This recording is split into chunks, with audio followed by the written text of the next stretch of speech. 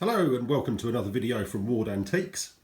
Today we're going to look at vintage pens and one of my prized possessions, which is my late father's Parker 51 fountain pen and pencil set. My father loved old pens and we will look at more of these another time, but I picked these today because they're a really nice matching set. I remember going to collect them in the late 1980s from a small pen shop in Uxbridge, which was a bit of an Aladdin's cave, and I was bought a Parker Slimfold on the same day.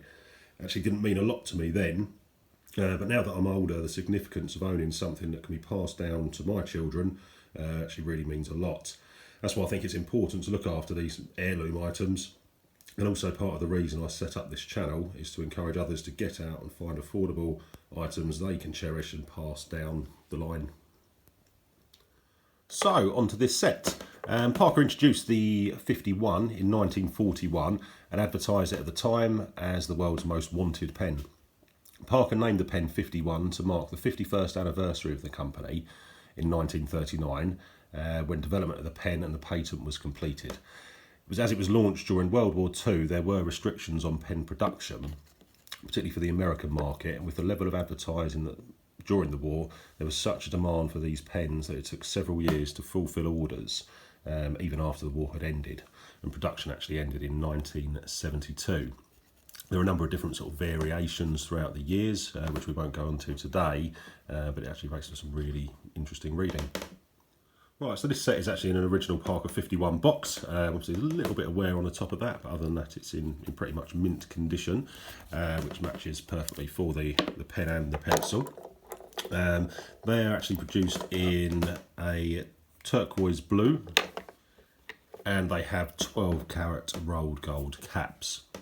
Again, they're a matching set, so as you can see, obviously you've both got the ends and are both exactly the same colour with the rolled gold as well. Okay, at the time of its launch, the pen was actually very innovative. It had it's got, should I say, a hooded tubular nib and a multi-field collector underneath here. This was designed to work in conjunction with its own 51 ink. The nib, which is obviously a very unusual design, hopefully that's not coming out too blurry on the camera, was designed so that the ink reservoir was here, as I've just mentioned, which makes it a lot easier to write with. Anyone who regularly uses fountain pens will know sometimes you get kind of that ink splurting out and they can be rather messy, so this aimed to stop that with the design. Again, another interesting point with these is the cap slips off, or obviously on and off, rather than the traditional, at the time, cap that screwed on.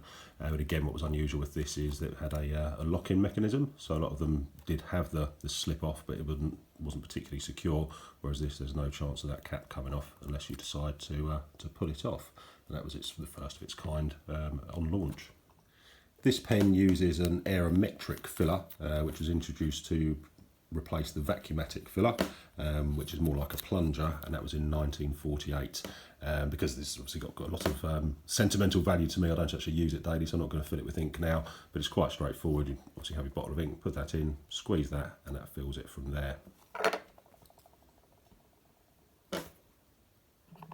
It's all put together really, really nicely and solidly, and considering this pen is probably somewhere between sort of 60 and 70 years old, it actually feels like new.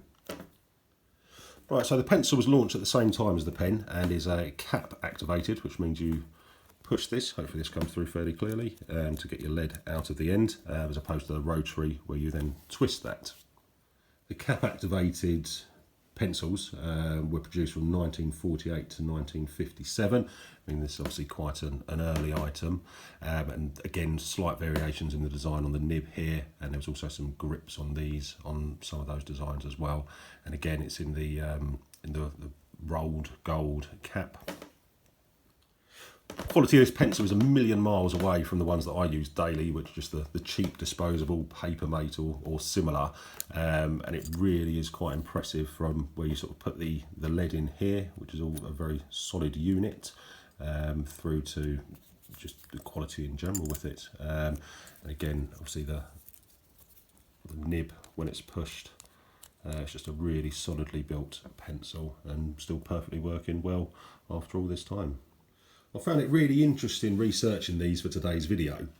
And if anyone watching knows any more information about these beautiful writing tools, please feel free to add it to the comments.